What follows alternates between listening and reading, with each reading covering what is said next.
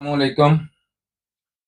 ये भाई आए थे हमारे पास एक पीसीबी हायर के लेके। इसमें प्रॉब्लम क्या था ये खुद ही बताते जी भाई, क्या प्रॉब्लम था इसमें? सर इसमें प्रॉब्लम ये था ना, ये कल 5 मिनट चला, कूलिंग कर रहा था। उसके बाद एक तो इसका जो पंखा और आउटडोर का पंखा होता ना, वो बिल्कुल स्लो था।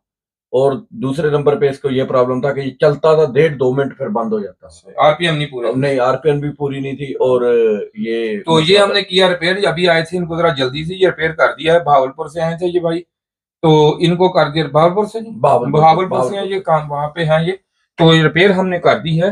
तो अभी हम इसको चला के आपको दिखाते हैं, क्योंकि जरा इनको थी जल्दी, तो इसलिए हम आपको पूरा इसका रिपेयरिंग का नहीं दिखा सके, लेकिन बता देते हैं कि मसला क्या है, किस जगह है। पहले चलाते हैं, फिर मैं आपको इसकी प्रॉब्लम बताता हूँ कि किस जगह पे प्रॉब्लम थी इसको और कैसे हमने इसको सॉल्व किया।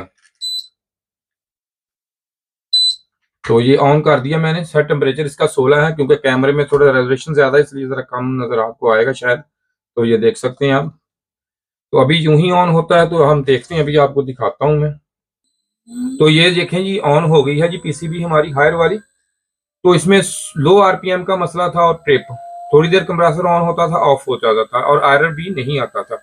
जबकि ये कंप्रेसर हमारा, ये देखें, ये वाला हम ओपे है, ये देखें, चेक कर सकते हैं।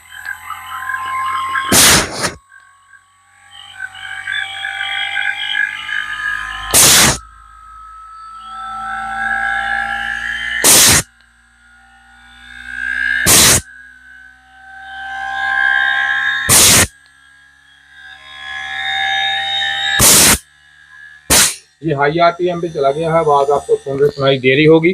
तो ये मसला था। अब इसको करते अब ऑफ। हम ऑफ करके आपको बताता हूँ कि इसमें कौन सी प्रॉब्लम थी जिसकी वजह से ये आरपीएम इसके नहीं बढ़ रहे थे। ये कर दिया हमने ऑफ। तो इसको अब हम निकालते हैं जी। ये मैंने ऑफ कर दिया। तो इसके नीचे जनाब एक आईसी लगा होता है। ये दिखाता हूँ आपको, सर्किट में भी दिखा देता हूँ, इसमें भी। ये देखें, ये आईसी लगे होते हैं, ये वाले। एक इसकी जो रेजिस्टेंस लगी होती है एसएमडी, इसमें फॉल्ट आ जाए तब। और एक ये एसएमडी रेजिस्टेंस यहाँ पे लगी होती है, इसमें को फॉल्ट आ जाए, जिसकी वजह से ये इसके आरपीएम जो है ये इंक्रीज नहीं होते। ये फॉल्ट इसमें होता है, ये आप चेक कर सकते हैं। बाकी इसका डायग्राम भी होता है हमारे पास, वो भी आपको मैं थोड़ा सा दिखा देता हूँ इसमें। तो ये डायग्राम आपके सामने है जी। यहाँ पे इसमें जो है, यहाँ पे इसके ना, ये देखें, ये एसएमडी रेजिस्टेंस से लगी होती हैं। ये इसकी जो होती हैं, ये हो जाती हैं डी वैल्यू, जिसकी वजह से ये प्रॉब्लम इसमें आता है। तो हमारे पास जितनी भी किटें हैं, इनका सबका डायग्राम मौजूद होता है, जिसकी वजह से हमें ये पता होता है कि यहाँ पे कितने वोल्टेज कितने हैं, क्या मसला इसमें आया। तो इसमें ये देखें, ये पूरा इसका डायग्राम है जो हमने इसको रिपेयर किया है। तो शुक्रिया जी वीडियो देखने का, आपका बहुत शुक्रिया जी। इसके साथ ही जी, खुदा हाफिज। उम्मीद है कि वीडियो को देखने से आपको कुछ सीखने को मिला होगा जी।